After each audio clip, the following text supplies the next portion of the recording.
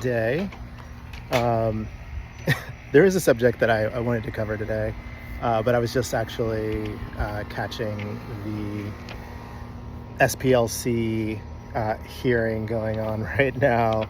And it went from, I caught the Jim Jordan segment, and then the Jerry Nadler, and then right now Chip Roy is up there just hammering these dudes. But I do find it interesting, nonetheless, that Democrats are trying to frame it as just, we're getting paid informants, and they're trying to stick on the informant thing. Well, the informant thing isn't really what's being argued here. It's the fact that people were paid to actually do a lot of this stuff. So anyways, it's interesting. I'm probably going to go catch a little bit more of that in a minute. But the thing I did want to talk about was this interesting focus on the Sanza Island investment from what's being described as Ivanka and Jared buying an island. That's not at all what's happening here. But I think it's important to take a step back and I hear all this the Trump family is making all this money and this, that, and the other. I'm like, all right, well, what were they doing prior to Trump running in 2016 even? Jared Kushner's father was running a real estate firm. Of course, he got arrested or charged and arrested and served time in prison for whatever it was. There was a long list of stuff I didn't write down. I don't really care. But from that point, Jared Kushner effectively kind of took over the company. This is dating back 2005. And so from 2005 on, he's buying real estate all over New York City. And as he's buying real estate, the investments are getting larger and larger. So he's getting other investors. And these investors span a lot of different individuals with a lot of money. Then kind of fast forward to where things kind of sit today. And you have a lot of interest from countries that are trying to diversify their portfolio, specifically the Middle East. There's a lot of focus for particular business deals, not all business deals, just particular business deals that are politically convenient. I would say that for people to draw these correlations that otherwise wouldn't be there. Just to kind of lay the framework, right? The Middle East, for the longest time, was relying on oil as their largest revenue source. Well, oil's not going to last forever. And so countries like Saudi Arabia and UAE, Qatar, these countries are figured out we need to diversify our portfolio. We can't rely on just oil income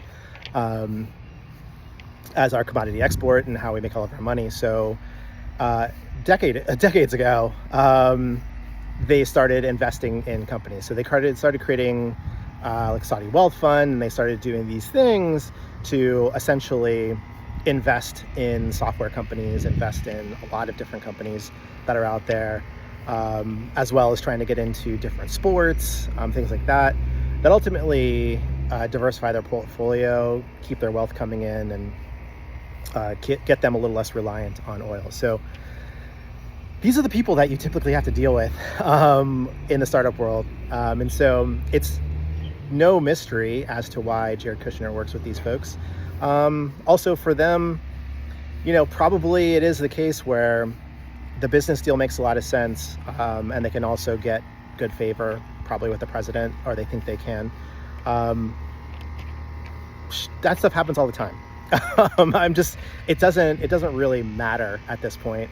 And so the particular thing I just found interesting about this Sanza Island investment is that, one, people are trying to make the equation that they're trying to create an Epstein Island, they're trying to purchase an island. They're not purchasing an island. They're investing. Jared Kushner's investment group is investing in a real estate deal on the island to open up a luxury resort. And This investment includes the Serbian government and the Albanian government, which created an overall company called Atlantic Incubation Partners, which is a combination of Jared Kushner's affinity group, and then along with Serbian government and the Albanian government. And so these are investments into an island that has no inhabitants. It's an old military base. And if you've been anywhere, like I was just in Greece and I went to Mykonos, in Greece, there are hundreds of islands, mostly, many of them not inhabited. And then you have ones like Mykonos, where you have luxury real estate investors go in and create commercial properties that effectively drive revenue into, this case, the Greek government, but also drive tourist money into the area, right? If before these places were there, I would love to have seen what these islands look like in Greece before they started seeing outside investment. But it's very similar for the Sanza Island, which has just been sitting there. And so it's just very interesting. But also the conversation in regard to this island, like Jared Kushner's company, Affinity Partners, started looking at it in March of 24. And so it happened before Trump was elected. I mean, Trump was running, obviously, but it happened before he was elected. And this is just a regular business transaction. I just find it interesting that people are jumping to conclusions regarding this particular, island investment versus others. By the way, just in doing research in this, I was like, how many, wealthy people have bought islands? Thousands. Apparently thousands. So I was just looking at one particular company. So there's Valdi Private Islands, facilitating over 2,700 private island acquisitions since 1971. By the way, there's a bunch of private islands that are owned in Finland and Sweden. They're in Finland and Sweden, but they're just off the coast. I mean, if you just look at Google Maps, there's thousands of islands. And so, again, like I look at this and I'm trying to look at it from the perspective of like being non-biased about it and looking at like what people are really upset about. And the only thing I can come to the conclusion of is, especially the way that's framed, in saying that Jared and Ivanka went there on Epstein Island, is kind of like just saying, okay, these are a bunch of conspiracy theorists, number one. Number two, anything that Jared Kushner does, people don't like. And there's one side, which is the Democrat side, which is, looking at all of the stuff that the Trump family does and then saying, oh, it's all because of backroom dealing and this, that, and the other. Okay. I mean, where were they with Hunter Biden? I mean, where were they with Hillary Clinton and the Clinton Foundation? I mean, like, I don't have time. I don't have two cares for those kind of arguments. And then on the Republican side, you have the Never Trumpers that are trying to do the anti-Jew thing, number one. And then number two, trying to correlate it to Epstein and somehow.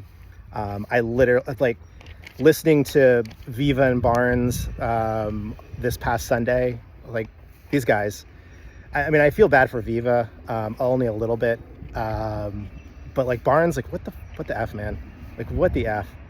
I mean, it's just absolutely ridiculous, the amount of Trump derangement that Robert Barnes has right now. But at any rate, I would say just do a little research. This stuff isn't hard to find, and it's well out there.